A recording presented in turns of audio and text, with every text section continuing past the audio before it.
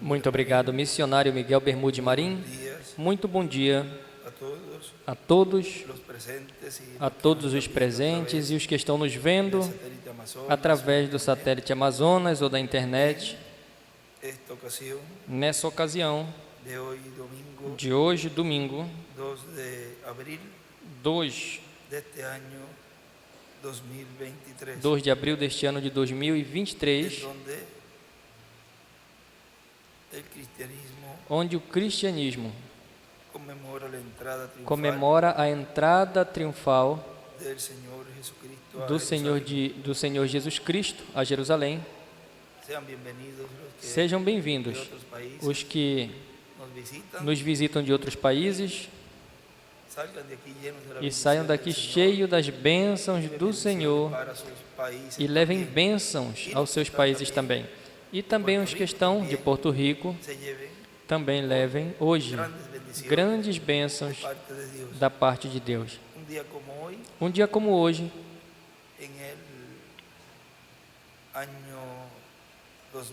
no ano de 2000, no estudo desse dia, que foi no dia 16 de abril de 2000, o tema que o nosso irmão William tinha ali, nossa entrada triunfal com Jesus Cristo.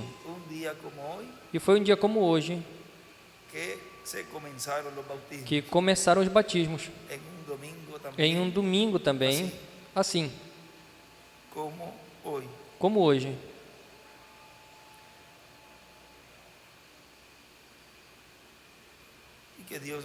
E que Deus abençoe nosso irmão Miguel Bermude Marim na viagem que estará realizando a Guatemala, e que seja de grande bênção essa viagem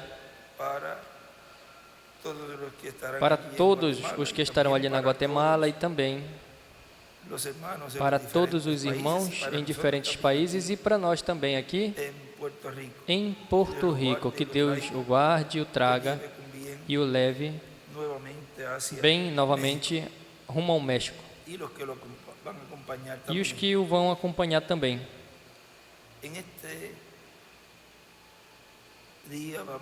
Nesse dia, estaremos vendo e ouvindo a mensagem, a entrada triunfal do Filho de Davi a Jerusalém, pregado 23 de março de 1997, em São José dos Campos, Brasil.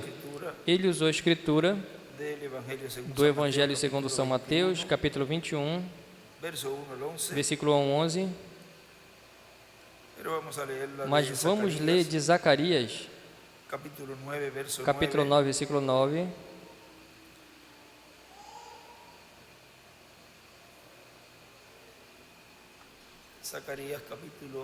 Zacarias, capítulo 9, versículo 9 em diante diz: Alegra-te muito, filha de Sião, dá voz de júbilo, filha de Jerusalém. Eis que o teu rei virá a ti, justo e salvador, humilde e cavalgando sobre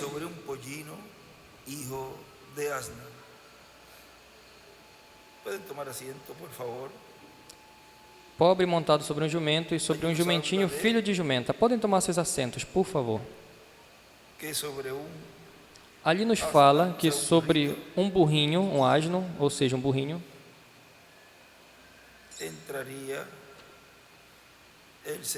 o Senhor entraria a Jerusalém. E vamos ler ali nas Eras, editado,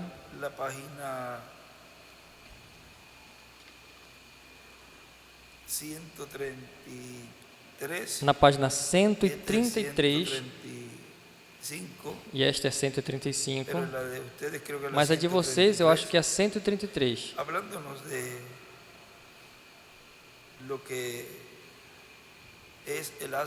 Falando do que é o asno, o cavalo e a mula. Vejam, diz: falando a respeito dos híbridos. Você conhece o híbrido mais famoso no mundo todo? Tem estado aqui conosco por muitas eras. É a mula. A mula é o resultado do cruzamento do asno e o cavalo. É um animal muito estranho. Não pode se reproduzir. Ele não tem o tipo de vida que pode fazer isso. Mas quanto ao trabalho, ele pode trabalhar mais que o cavalo ou o asno. Mas observe a sua natureza. Ele é cabeçudo. E não pode confiar nele.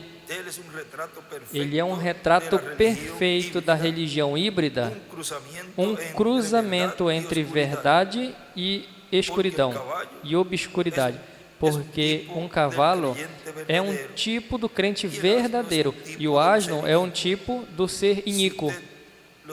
Se você os mistura, terá uma religião formal e estéril.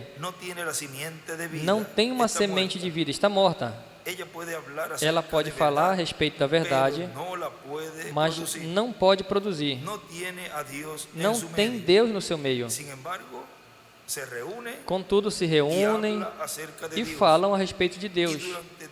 E durante todo esse tempo, sistematicamente, estão negando o poder. Eles vão negar a palavra no mesmo nome do Senhor. Não tem esperança para eles. Você percebe de que nunca existiu uma religião organizada que tenha tido avivamento? Nunca. Uma vez que já se organizava, ali morria. Nunca pode voltar, não, Senhor. Eu posso mostrar isso em tipologia, em Êxodo 13:13 diz assim: mas todo primogênito de asno redimirás como um cordeiro, e se não redimires, lhe degolarás. Assim mesmo redimirás todo humano primogênito de teus filhos. O asno pode ser redimido. Todo pecador miserável pode ser redimido pelo sacrifício do sangue de Jesus Cristo. Ou rejeitando a Cristo, ser rejeitado, tem rejeitado a Ele mesmo. Mas a mula não pode ser redimida. Para ele não tem redenção. Para ele não tem sangue. Não pode ter, porque a mula toma o seu refúgio na igreja, enquanto o asno toma o seu refúgio no sangue. A mula não tem semente em que pode ser vivificado, mas o asno, sim, tem semente. E foi um asno, um burrinho na qual Jesus entrou em Jerusalém. Agora veja na mensagem a entrada triunfal de Jesus em Jerusalém, pregado no dia 5 de abril de 1998, aqui em Cayey, Porto Rico, diz: agora, vejam, como para o tempo final, o que foi a entrada triunfal de Cristo a Jerusalém, Jerusalém de Israel terrenal. Vejam, nos fala também de uma entrada triunfal de Cristo a Jerusalém celestial. E também nos fala de uma entrada triunfal a Jerusalém celestial que estará manifestada aqui na terra, que é a igreja do Senhor Jesus Cristo. A entrada triunfal ali de Cristo no meio de Israel terrenal, é tipo e figura da entrada triunfal de Cristo como Rei dos Reis e Senhor dos Senhores, como Filho do Homem e Filho de Davi, a Jerusalém celestial, que é a sua igreja aqui na terra. Na segunda vinda de Cristo, Ele vem como Rei dos Reis e Senhor dos Senhores, e isso é a sua entrada triunfal à sua igreja, que é o Israel celestial e a Jerusalém celestial. Na mensagem,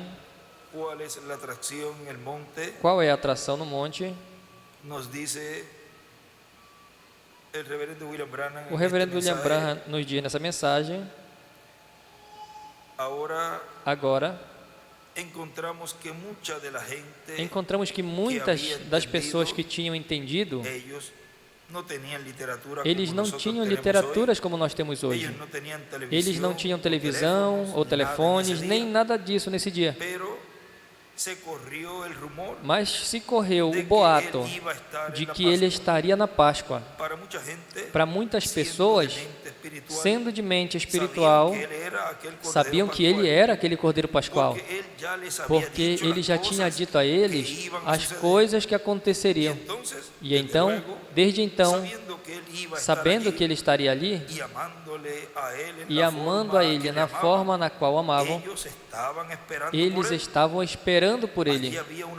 Tinha ali uma multidão que provavelmente estava empurrando e observando de uma porta a outra, observando em todas as direções, porque eles sabiam que em algum momento ele apareceria. Eles estavam vigiando. Outros estavam estranhados, achando estranho o que estava acontecendo com essas pessoas que corriam de porta a porta. Qual era a atração?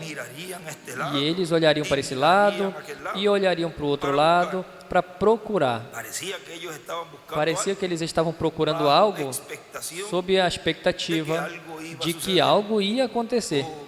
Oh, como eu gostaria de mudar o meu texto por uns minutos e dizer isso. Essa é a questão de hoje. As pessoas que estão procurando a sua vinda estão sob grande antecipação e expectativa. Podemos sentir a pressão. E eles estão procurando, vigiando cada movimento e cada sinal, comparando-a com as Escrituras. E quando eles tiveram visto todas estas coisas que foram preditas dele, exato até o final, eles souberam que o fim estava perto. Eles queriam estar ali, portanto, vigiavam. Parte da multidão estava com ele. A minoria. Alguns estavam contra ele. A maior parte. 90% estava contra ele. Ele escreve 10% e 90%. Isso é mais ou menos da maneira que acontece hoje nas multidões religiosas. Quando ele realmente desce a palavra e Cristo, aí em torno de 1% que o crerá. A outra parte não daria atenção nenhuma, não iria prestar atenção, não importa o que tenha sido feito. E escreve, 1% crerá. Eles passarão com piadinhas e falarão alguma grosseria sobre ele. Exatamente mesmo, a coisa não muda muito. A história se repete. Encontramos que isso produz uma tensão nervosa. Tinha que fazê-lo, devia fazê-lo. Eles estavam esperando, eles estavam imaginando o que ele faria. O que ele faria quando chegasse ali? Eles queriam estar ali para tomar qualquer coisa que ele fizesse. Eles desejavam vê-lo. Eles criam nele. Outros tinham ouvido que ele viria e foram ali para zombar dele.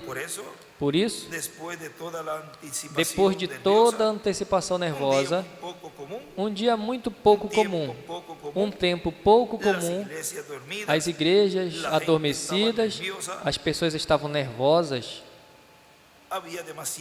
tinha muita gente ali. E então, aconteceu.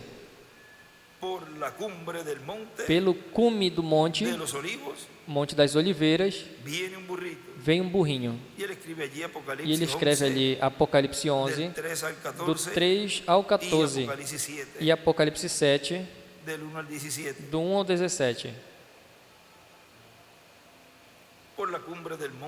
Pelo cume do Monte das Oliveiras, vem um burrinho, branco, descendo pela colina com um grupo de gente fanática, gritando. Agora, em um estudo bíblico, que ele preparou, colocamos esse extrato dessa mensagem e ele desenha as eras e a pirâmide e escreve o Monte das Oliveiras.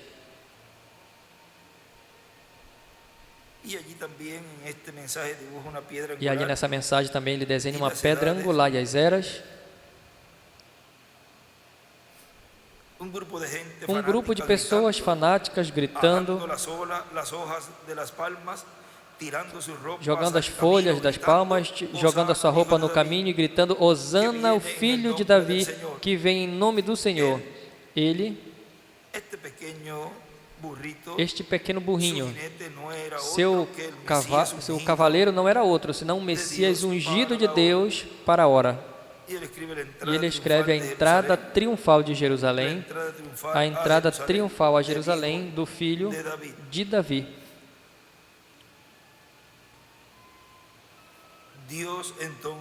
Então, o que Deus estava fazendo? Qual é a atração ali em cima, na serra? É Deus fazendo história e cumprindo a profecia. E isto sempre produz uma atração. Atrai a todos os críticos, os abutres da mensagem desta manhã e as águias também. Vem? Eles vêm juntos para saber o que está acontecendo. Alguns vêm por curiosidade, alguns vêm buscar falhas, outros vêm para criticar. Em todas as classes juntas, como dizemos esta manhã, crentes, escreve 1, crente manufaturado, escreve 2, e incrédulos, 3. O que há no monte? Estava se cumprindo a profecia. Agora veremos o que acontece. Agora no livro de Zacarias, capítulo 9, versículo 9, Zacarias, um dos profetas, falou em espírito dizendo isso: Alegra-te muito, filha de Sião, da voz de júbilo, filha de Jerusalém. Eis que o teu rei virá a ti justo e salvador, humilde, e cavalgando sobre um asno, sobre um cavalinho filho de asno, um burrinho filho de asno. Ele escreve ali: Sião, a noiva, Jerusalém, Israel. Agora, o que estava acontecendo com aqueles escribas? O que acontecia com aqueles sacerdotes? O que acontecia com aquele povo religioso? Isso foi escrito 487 anos antes de que acontecesse, por um profeta vindicado. E já tinha sido escrito e chamado a Bíblia, o rolo de pergaminho do Velho Testamento. Porque eles não puderam ver que essa era a profecia sendo cumprida? Pela mesma razão que eles não podem ver hoje. Eles tinham tomado a palavra de Deus e a tinham feito ineficiente ao povo, ensinando por tradição, por doutrina, as tradições de homem.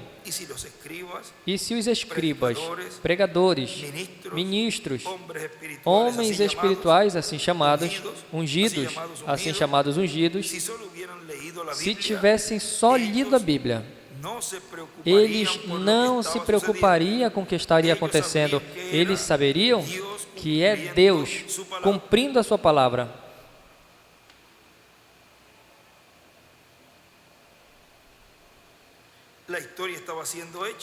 A história estava sendo feita, a profecia estava sendo cumprida, a salvação do mundo estava chegando. O grande dia que todos os profetas tinham olhado, todos que estavam no sepulcro esperavam por esse dia. Isso é correto. Pensem nisso. Todos os que morreram, os virtuosos do sangue dos mártires e dos profetas, e escreve: se tivessem lido, e também ele escreve ali: ver a promessa escrita e depois vê-la cumprida. E escreve também: todos estavam esperando a ressurreição, o qual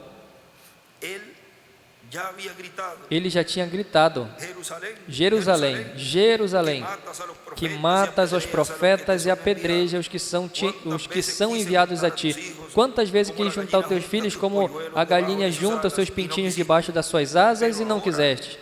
mas agora a tua hora chegou.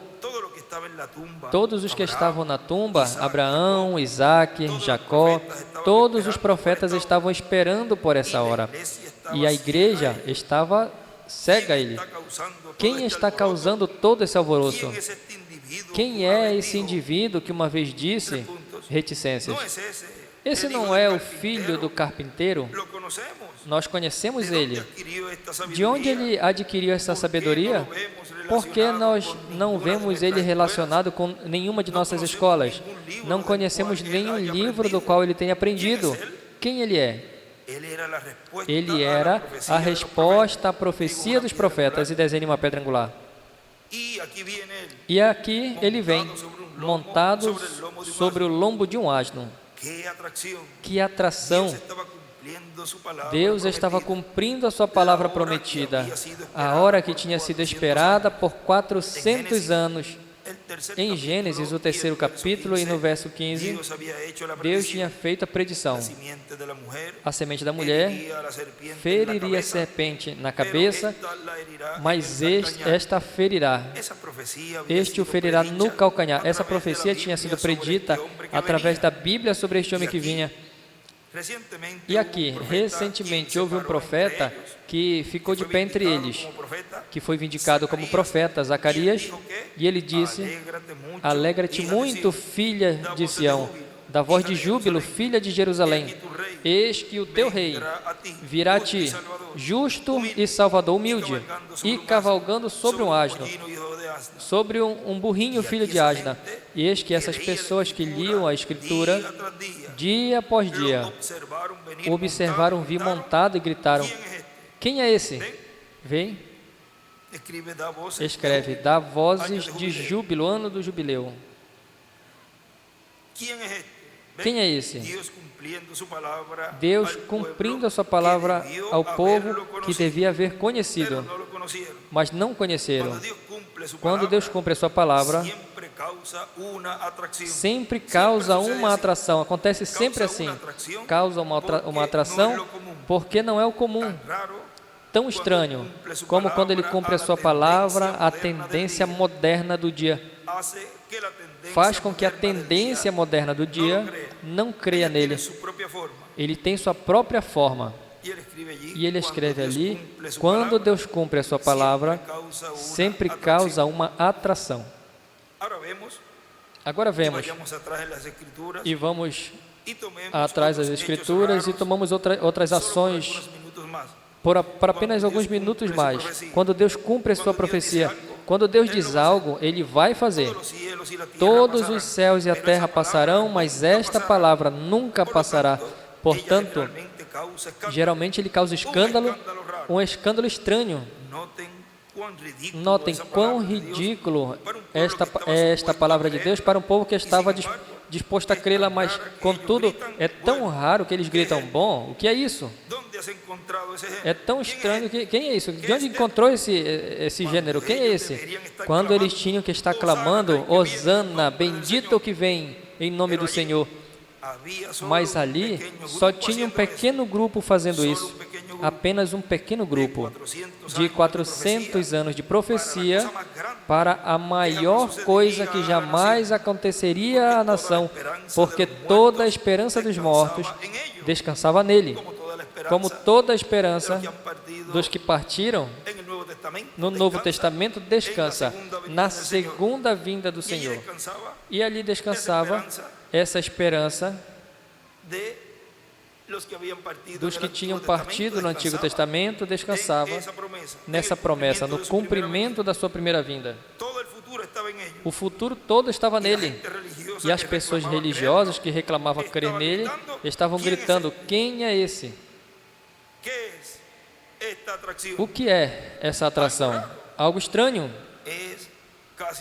É quase a mesma coisa, não muda.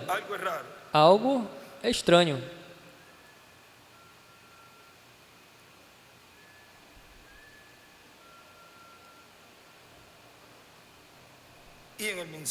E na mensagem, a bênção de seguir o conselho de Deus no nosso tempo, pregado 18 de setembro de 2010, Em Rondônia, Brasil, diz nosso irmão William. Assim que podemos ver que vai acontecer algo muito em breve. Jesus Cristo mesmo nos fala em São Mateus, capítulo 23, versículo 37 ao 39, no capítulo 21, já tinha tido a sua entrada triunfal em Jerusalém e foi rejeitado.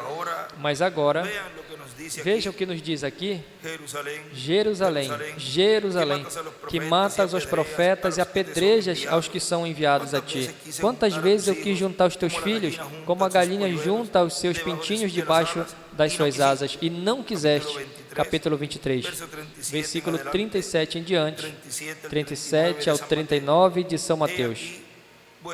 Eis que a vossa casa vos é deixada deserta, porque vos digo que desde agora não me vereis, até que digais, bendito que vem no nome do Senhor. Isso será cumprido na segunda vinda do Senhor. Ele já teve a sua entrada triunfal como rei e foi rejeitado, mas vai ter a sua entrada triunfal como rei e vai ser bem-vindo. Isso é para o tempo final, para a restauração do reino de Deus na terra. E em um estudo, na parte de trás, ele escreveu: Israel, ao rejeitar o Senhor, Jesus Cristo como Rei, em sua entrada triunfal, rejeitou a vinda do reino e a restauração, e escreve estabelecimento do reino e trono de Davi, que é o reino e trono de Deus na terra. E escreve também: este não reinará sobre nós.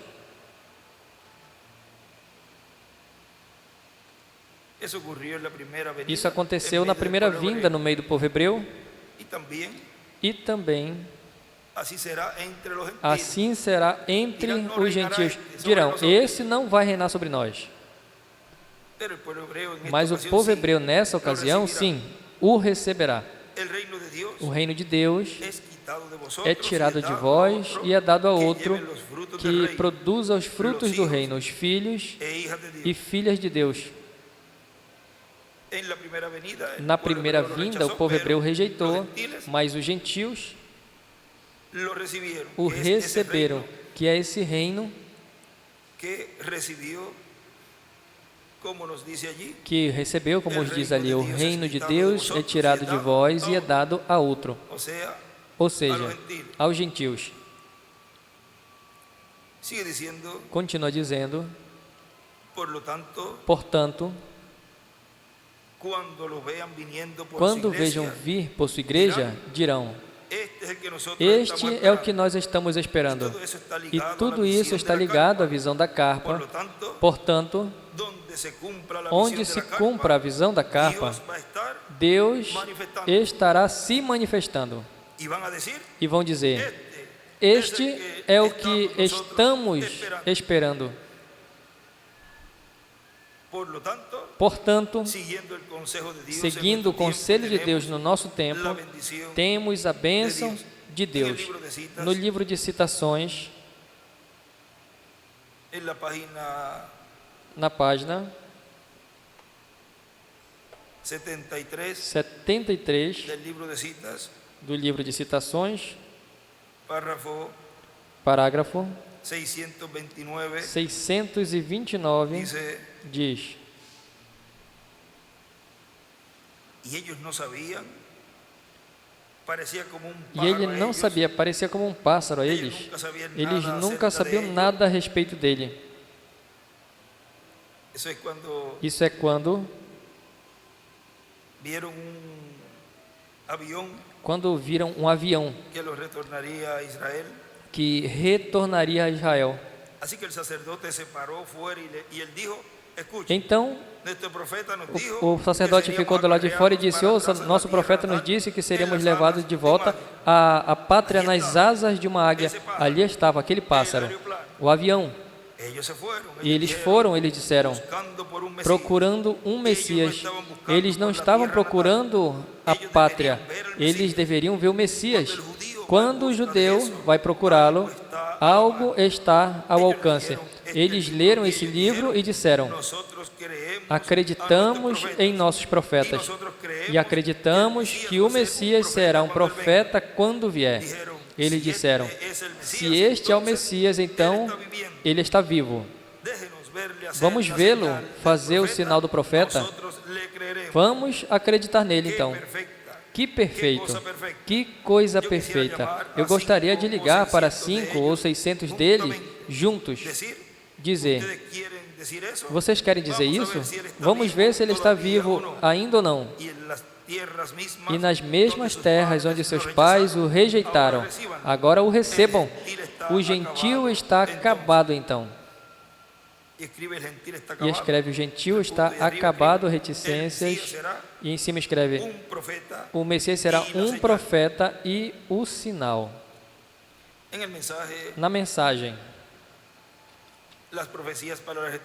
as profecias para a restauração do reino de Davi, pregado 8 de julho de 2006, em Santiago, Chile. Agora os que são secretos, porque não estão revelados, para ser revelado, Deus sempre vai ter um profeta. Para o tempo em que Ele vai revelar esses segredos e coloca a sua palavra na boca desse profeta, a sua palavra para falar esses mistérios, abri-los, sempre tem sido dessa forma. E então, já não serão segredos, senão que serão revelações divinas para o povo que vive nesse tempo, e para os filhos deles, e para os netos, e assim por diante, para toda a geração que venha depois desse tempo. Ou seja, para o nosso tempo, as que correspondem ao nosso tempo, e esses segredos revelados seguirão para os que viverão no reino milenial. E na mensagem, quem é a atração? Quem vocês dizem que é este? A mensagem, quem vocês dizem que é este? Diz o reverendo William Branham. O profeta do dia é esta palavra. Correto. O profeta hoje não é de todos esses aqui diferentes. Aqui está o profeta metodista, o profeta batista, o profeta pentecostal e todo tipo de profeta ao redor e em todo o país. Mas ainda permanece, há um profeta verdadeiro, o mesmo ontem, hoje e pelos séculos. Correto. Jesus Cristo, e Ele é a palavra. Correto. Ele é a palavra ungida da hora. E ali ele escreve, a palavra ungida da hora é o profeta da hora. E em quem esteja, o faz ser o profeta da hora, o ungido da hora. E escreve o Messias. Foi assim, é e sempre será. O nosso irmão William continua dizendo, certamente, ali a Bíblia terá mais páginas que contará a história das diferentes etapas da igreja, como no Antigo Testamento, na Bíblia, conta a história do povo hebreu do Antigo Testamento, e no livro dos Atos, conta parte da história da sua igreja em seu começo, mas o resto será conhecido e colocado no glorioso reino milenial do Messias. O Messias, para os judeus, será um homem que aparecerá nesse tempo. E Elias também será um homem que aparecerá nesse tempo e que anunciará o reino e preparará o povo para receber o Messias e receber o reino do Messias. E disso não explico muito para que tudo caminhe bem, porque algumas vezes tem pessoas que ouvem e querem tomar tudo isso para tratar de fazer o que não corresponde a eles fazerem, senão o que corresponde a outra pessoa fazer. Agora, para o nosso tempo, tudo está se preparando para o que está prometido nas profecias bíblicas, e é Deus o que estará cumprindo todas estas coisas. E agora, para o tempo em que as profecias da vinda de Elias se cumpram, tem que estar soando a sétima trombeta, a grande voz de trombeta que também corresponde à festa das trombetas sendo cumprida. E aí não vamos explicar muito também, para que não apareça alguém dizendo que tem essa trombeta. É melhor não entender nada, vamos deixar isso tudinho assim.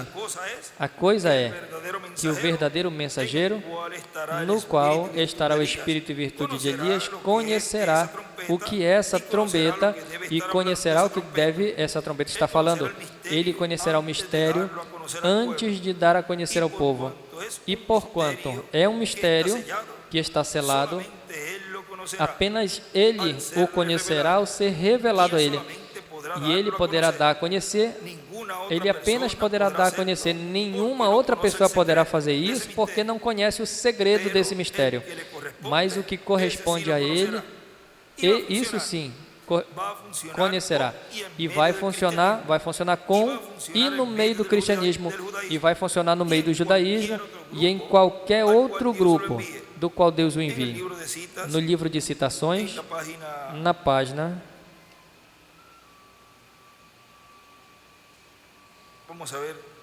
Vamos ver qual é a página do parágrafo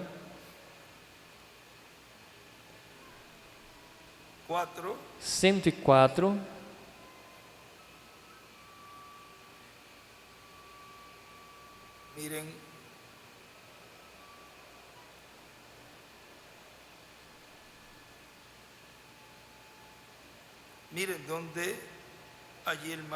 Vejam onde o irmão Branham aí em uma parte fala deste segredo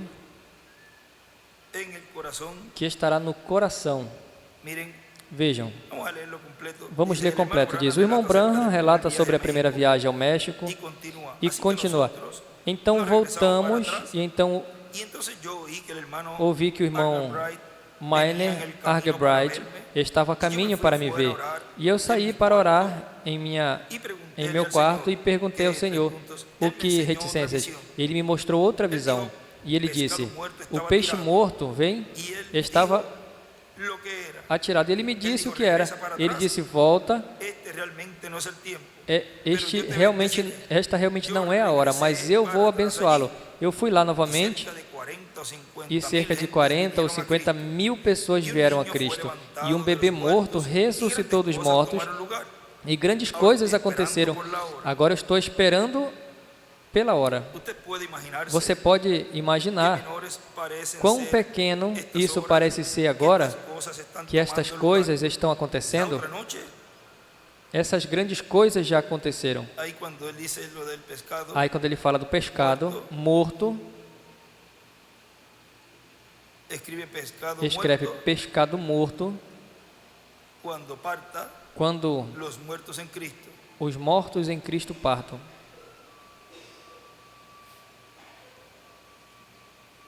Agora estou esperando por la hora. Usted pode imaginar-se que menores parecem ser estas horas, que estas coisas estão tomando lugar. Que estas coisas estão acontecendo, estas grandes coisas já aconteceram. A outra noite, sem saber, quantos estavam na igreja de Filadélfia, quando me ouviram dizer a certa pessoa, maldito seja a pessoa que levanta os olhos, enquanto eu estou orando por esta mulher cega. E aí ele escreve, a mulher que levantou os olhos. Isso é o que eu estava fazendo. O Senhor está se preparando para visitar o seu povo em algo grande e maravilhoso. Amigos, tem que ser um segredo no meu coração. E desenha uma estrela de Davi e escreve o quartinho na carpa.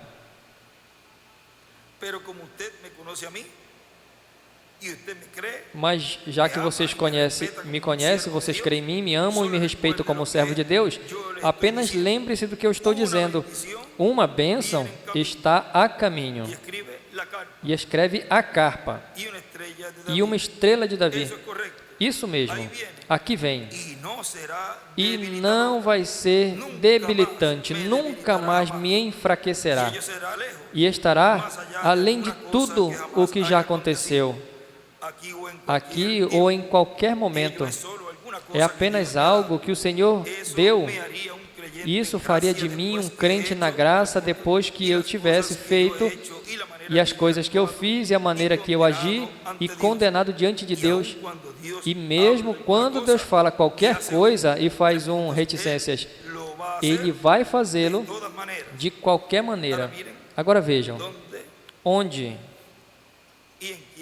e em quem estará esse segredo? É no ministério que estará ali operando, que o Espírito Santo estará ali operando, no meio desse ministério, no meio da igreja, o qual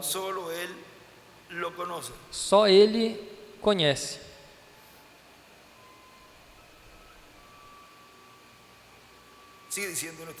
O nosso irmão William continua dizendo, lembrem que Deus enviava Elias e também a Eliseu, não apenas aos judeus, mas aos assírios também. Elias foi profeta não apenas para os judeus, senão que também para gentios. Portanto, o Elias prometido vai saber como lidar com os judeus e como lidar com os gentios. E nós, o que faremos? Estar braço a braço com ele, naquele trabalho que ele tenha que fazer. Portanto, os crentes em Cristo e os ministros que estão ordenados para vê-lo, o verão e ficarão do lado dele para o trabalho que Deus terá encomendado. Portanto, temos que ter os olhos bem abertos, porque o reverendo William Branham também disse que todo o mistério do sétimo selo e a sua manifestação, se não vigiássemos, passaria como? Despercebido de nós e não o veríamos. Ou seja, temos que estar atentos, alertas, e ver que coisas a Escritura diz que será feito pelo Espírito Santo através de Elias e o que o Messias vai fazer. E à medida que estejamos vendo o que estará acontecendo, estaremos dizendo, isso é o que diz aqui na Escritura, em tal livro de tal profeta, e em tal capítulo e em tal versículo. E também, isso é o que disse Deus por meio do reverendo William Branham. Estamos vendo com nossos próprios olhos. E nossa exclamação vai ser, esse é o tempo que os apóstolos desejaram viver, os mensageiros das 7 eras. Mas a mim correspondeu viver nesse tempo. Portanto, podemos dizer, como Jesus Cristo disse aos seus discípulos, bem-aventurados vossos olhos, porque veem, e vossos ouvidos, porque ouvem. Porque, na verdade, vos digo que muitos profetas e justos desejaram ver o que veis e não viram, e ouvir o que ouvis e não ouviram. E agora, os que estarão vendo o cumprimento das profecias da vinda de Elias e da vinda do Messias serão pessoas bem-aventuradas, com olhos bem-aventurados e com ouvidos bem-aventurados, olhos para ver e ouvidos para ouvir. E como uma cançãozinha que Tirso nos ensinou, e um coração para crer, ver o cumprimento do que Deus prometeu e ouvir o que estará dizendo, o que aparecerá no cumprimento do que foi prometido. Porque se haverão pessoas que serão bem-aventuradas para ver, estará acontecendo alguma coisa. E se terá pessoas que vão ser bem-aventurados seus ouvidos por ouvir, algo estará sendo falado. Portanto, estará sendo falado e vendo o que está prometido para o nosso tempo, sendo o quê? Cumpridos e sendo proclamado, sendo dado a conhecer ao povo. Esse é o tempo para os bem-aventurados. É o tempo em que muitos serão bem-aventurados, muitos ministros e muitas congregações serão bem-aventuradas e estarão braço a braço trabalhando na obra de Deus, correspondente ao nosso tempo. Na mensagem, a mensagem que precursa a segunda vinda de Cristo, pregado 16 de dezembro de 2002, em Cali, Colômbia. Portanto, mantendo-nos unidos em amor, no amor divino, nos manteremos bem, sem dar interpretações privadas, porque a palavra não é de interpretação privada. O Espírito Santo a dá. Portanto, é a revelação do Espírito de Deus. E se há algo que não foi entendido bem, o Espírito de Deus nos faz entender, porque nos fala novamente sobre isso mesmo. E se alguma pergunta se faz, e então se esclarece o que for, e deixamos este trabalho ao que foi enviado para esse trabalho, o Espírito Santo, para nos guiar a toda a justiça e toda a verdade. E sempre o fez por meio do mensageiro correspondente a cada era. Bom, mantenha-se a cada um firme na mensagem, sem causar problemas ou divisões em outras congregações, e sem tentar conquistar ministros, para que assim se vá e se una a você para tratar de tirar as pessoas de outras congregações irmãs. E isso não tem que ser feito, porque isso seria um movimento de contenda, e é visto por Deus como um movimento de rebeldia contra o Deus mesmo, o mesmo Deus, e o programa que Ele está realizando agora em um estudo bíblico que foi pregado também. Vejam, foi também um dia como hoje. Também foi no dia da entrada triunfal que se comemorou nesse ano, no dia 17 de abril de 2011, onde ele intitulou, com o título que tinha para essa ocasião, O Rei Cavalgando sobre um Burrinho. Agora veja o que nos fala, o que ele nos escreve atrás, nesse estudo bíblico. Escreve várias coisas importantes aqui, porque lembrem que uma vez, vamos ver se é nessa mesma mensagem,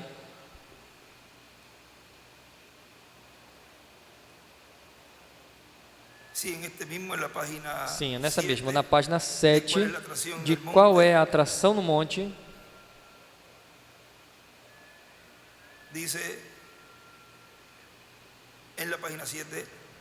Na página 7, agora se pega um texto disso por cerca de 30 minutos, antes que comece a fila de oração, eu gostaria de tomar isso como texto. Qual é a atração no monte?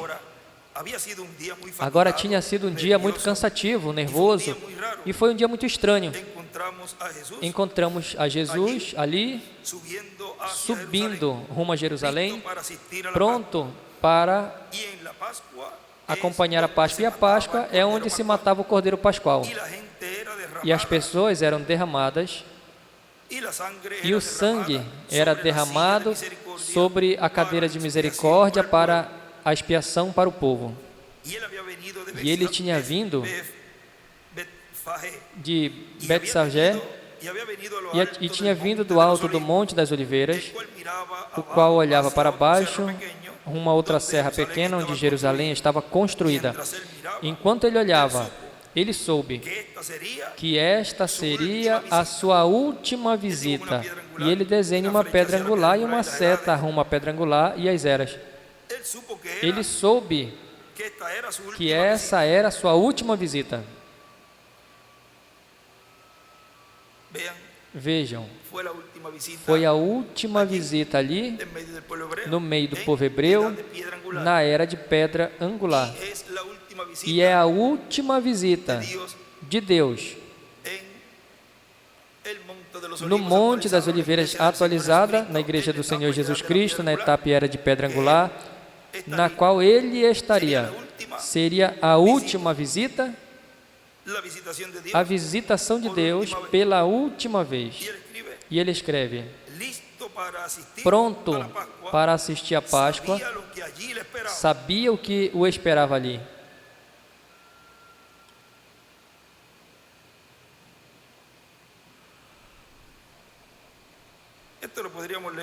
Nós poderíamos ler isso aqui na sexta, mas já que eu tenho ele aqui, vejam, ele diz: este era o tempo quando ele seria entregue nas mãos de pecadores e eles o matariam. Ele morreria a morte mais horrível que mortal algum já tenha morrido e seria sepultado. Ele seria traído pelos seus, alguns deles ficando de pé juntamente com ele. E ele, sendo Deus, sabia o que tinha no coração deles e sabia desde o início quem o trairia. Tem uma mensagem que ele nos fala sobre isso. Depois nós lemos. Nesses próximos dias, na sexta, pode ser? Onde ele dizia: mas Senhor, se tu sabe quem é, por que não o tiras, não expulsas? E aí irmão William diz: e tu quer fazer esse trabalho? Assim que deixe ele quietinho, deixa que ele faça o que ele tenha que fazer. Ele sabia quem era e quais eram. E sabia que aquele homem que estava com ele, que se sentava do seu lado e contava o seu dinheiro e outras coisas, sabia que aquele homem o trairia. E sabia que uma cruel cruz romana esperava por ele ali fora. Ele sabia que a água no seu corpo e o sangue do seu corpo se separariam e que o sangue cairia na sua frente, com grandes gotas como de suor. Ele sabia tudo o que estava diante dele. E ele ali, de pé no monte, olhando sobre Jerusalém, e desenha uma estrela de Davi. E as pessoas desse dia, o que eles chamavam naquele dia de uma melhor classe de pessoas religiosas, o odiaram. As igrejas desse dia o odiaram e denunciaram ele. E denunciaram a todos os que o ouviam. E se eles iriam visitar suas campanhas, imediatamente eram excomungados do companheirismo da igreja. Com razão, a Escritura disse: veio aos seus, e os seus não o receberam. Aqueles que deveriam amá-lo, aqueles que tinham que estar por ele, foram a sua amargura. Mais amargo o inimigo. E continua aí, depois nós continuamos, mas vejam, aquilo que o nosso irmão William diz,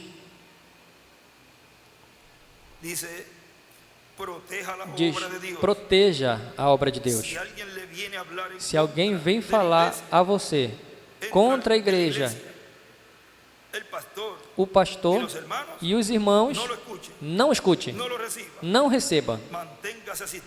Mantenha-se congregando-se na igreja e se preparando para a vinda do Senhor com os santos e a transformação e o rapto. Se mantenha firme em Cristo. E aqui escreve: quando o ministério chega ao nível mais baixo e parece que vai desaparecer, Deus o adota. Eclesiastes 3:11, 17, põe a escritura e escreve: o que aconteceu já é, e Deus restaura o que passou. E não tem nada novo debaixo dos céus. Dispensações e eras, ciclos se repetem, como os milênios, os ciclos, os anos, os meses, as semanas, os dias, as horas, os minutos, os segundos. Tudo é a repetição das coisas passadas com pessoas novas. Com pessoas novas, com outras pessoas, como nos dias de Noé. Abraão, Ló, Isaac, Jacó e Esaú. Jesus disse em Lucas, e aí escreve 17, Lucas 18, do 8, e também Lucas 21, 25 ao 36. E escreve nomes blasfemos. E nessa mensagem, a última página fala de quando um ministério chega à parte que quase não pode, como que quase se vai, aí Deus o coroa, ou seja, o adota. Continua dizendo: nos dias de Noé, e nos dias de Abraão, e nos dias de Jacó, e nos dias de José, o acusaram. Teve falsos testemunhos. E nos dias de Moisés, Arão e Miriam, os espias, etc. E nos dias de Josué, e nos dias dos juízes, e nos dias dos profetas, matavam os profetas. E nos dias de Davi, a Davi, seu próprio amigo, escreve, matá-lo. E nos dias de João Batista, e nos dias de Jesus,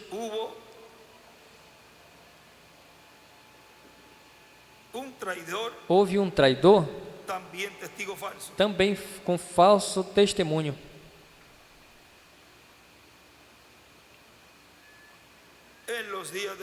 Nos dias dos apóstolos e dos mensageiros da igreja, e em nossos dias também os haverá, contra o mensageiro final da era, e desenhe uma pedra angular, da pedra angular. Não seja você um deles, desses Judas, Ananias e Safira. Seja do lado da palavra. Veja que recomendação e que exortação ele nos dá aqui. Não seja um desses Judas. Seja um dos que estão do lado da palavra.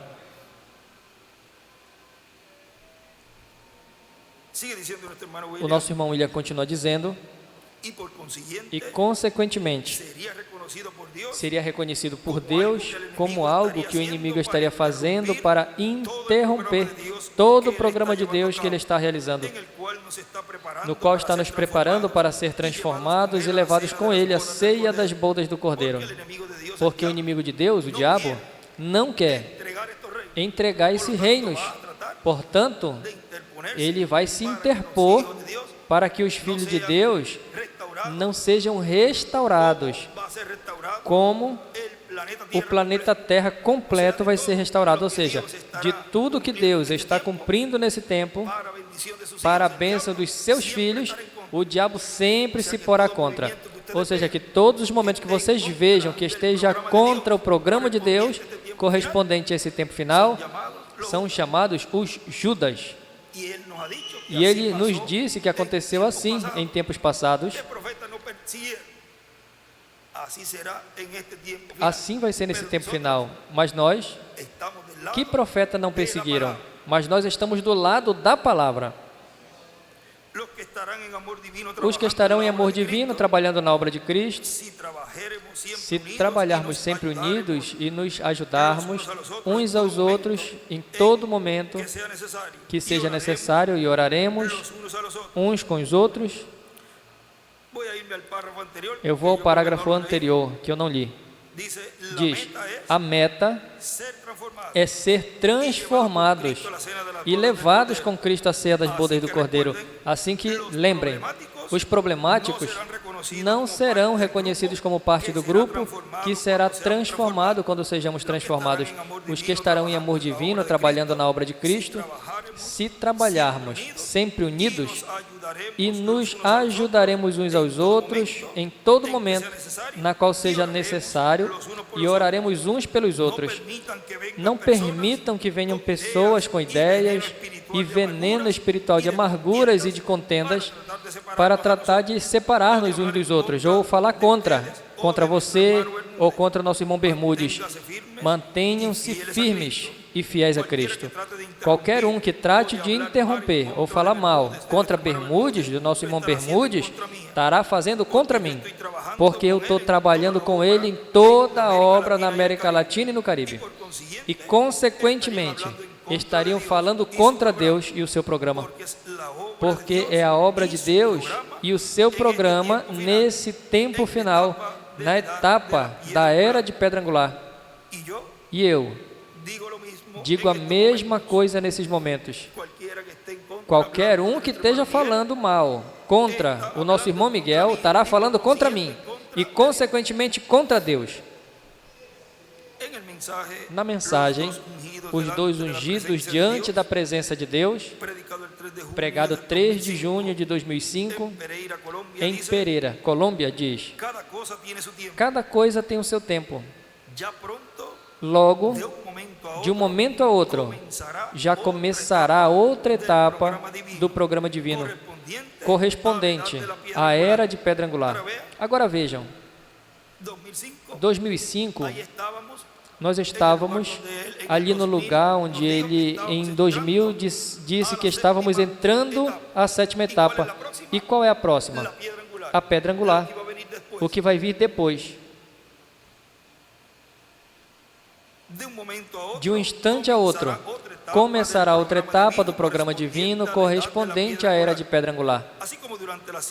Assim como durante as 7 eras, vejam, foram precisos 7 etapas para Deus fazer o que fez e enviar 7 mensageiros e falar 7 vezes a igreja por 7 mensageiros. Mas a era de pedra angular, Cristo, como leão da tribo de Judá, em Apocalipse 10, fala consecutivamente, fala 7 vezes, mas em forma consecutiva.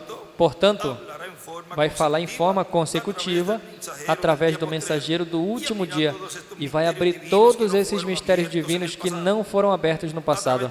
Através do reverendo William Branham, Deus esteve mostrando o que Ele vai fazer nesse tempo final. Esteve mostrando o que vai ser a 3ª etapa, que é a palavra falada e as coisas acontecendo. E embora aparenta como que foram abertos os selos, no tempo do irmão Branham, realmente, a verdadeira revelação e completa revelação dos selos não foi realizada, porque os selos são abertos por Cristo, o Cordeiro, quando termina a sua obra de intercessão e se levante do trono do Pai, toma o título de propriedade e então termina a intercessão, termina o tempo de redenção e Cristo faz sua obra de reclamação. E ao tomar o título de propriedade, entrega um homem para que o coma e, consequentemente, comeu o título de propriedade da vida eterna. E aí é onde virá a restauração à vida eterna de todos os mortos em Cristo e a transformação nossa, os que vivemos. Portanto, Deus esteve refletindo no reverendo William Branham tudo o que Ele vai estar fazendo nesse tempo. E Ele, com esse grupo, veja o que diz nesta mesma mensagem, qual é a atração no monte, na página 22, ou só veja as Escrituras. O Filho do Homem, Jesus Cristo, o mesmo ontem e para sempre, brotou de denominações passadas, brotou ao cume. O que ele disse em João 14,15? Todo galho que em mim não produz fruto será cortado e lançado ao fogo e queimado, mas todo ramo que produz fruto será limpo para que produza mais. Nos últimos dias haverá uma real chuva temporã tardia sobre esse pequeno grupo que vem com ele. E aí escreve, desenha uma pedra angular em cima do grupo, em cima de grupo, e o que vem com ele escreve Jesus, Moisés e Elias. Neste pequeno burrinho, manso e humilde, sem dúvida nem denominação, clamando hosana ao Rei que vem, no nome do Senhor. Qual é a questão hoje? Qual é a atração no monte? No livro de citações está isso, vamos ver aí porque ele escreveu algo nessa página, nesta porção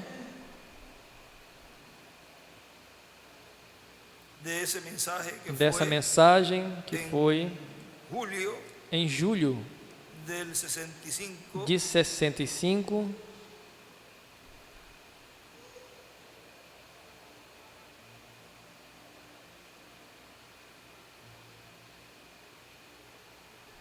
de 25 de julho,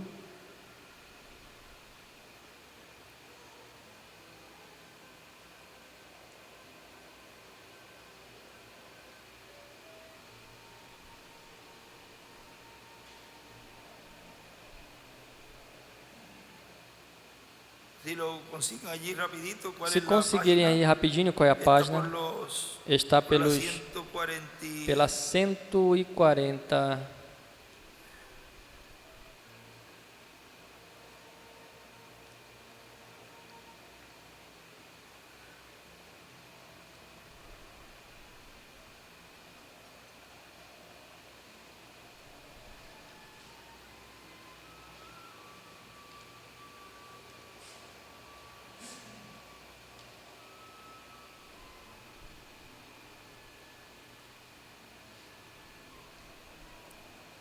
A 383.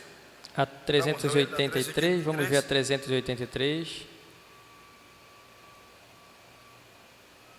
Na página 155. Na página 155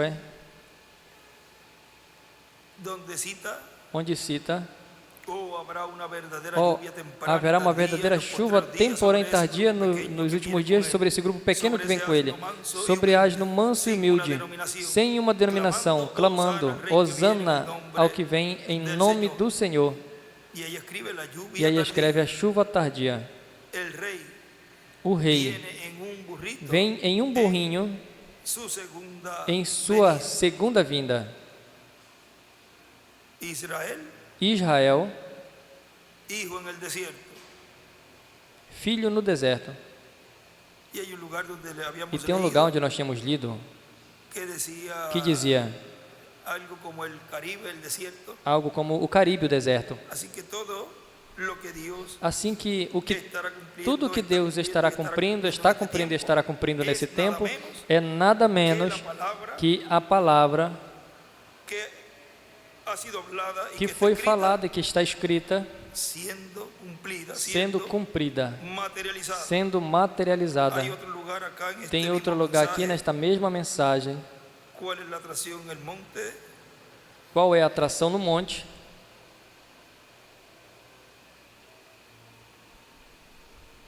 Em donde nos habla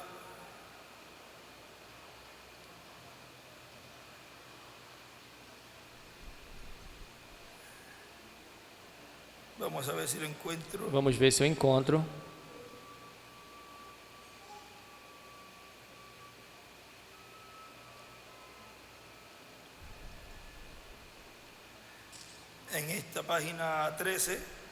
Nesta página 13, vejam.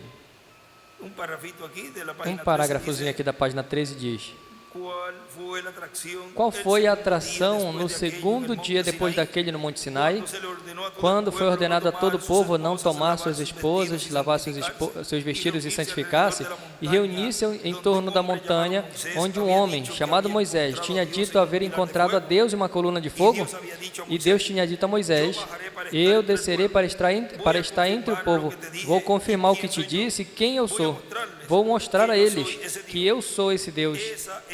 Essa era a atração, Deus cumprindo a sua palavra.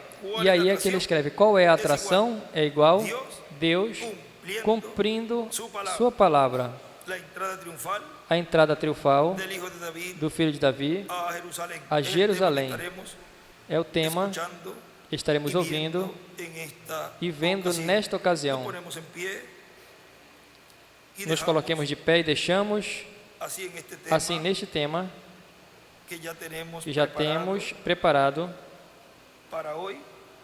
para hoje, nessa Semana Santa, a qual Deus já está nos abençoando e vai continuar nos abençoando, porque é uma fonte inesgotável de bênçãos, o que Deus tem para nós nesse tempo final. E a maior bênção que teremos é a visita novamente no nosso meio de todos os que partiram, não só das eras, mas do nosso tempo, e vão estar logo conosco. E nós, ao vermos a eles, seremos transformados. São tantas promessas que Deus tem para nós, as quais Ele cumprirá nesse tempo, que agradecemos a Deus por ter nos colocado para vivermos nesse tempo tão maravilhoso e estarmos a cada um de nós do lado da palavra, do Verbo. Que Deus lhe abençoe, que Deus lhe guarde. Deixamos imediatamente conosco ao nosso apreciado irmão e amigo nesse tema, a entrada triunfal do Filho de Davi a Jerusalém, o nosso amado irmão e amigo, o Dr. William Soto Santiago.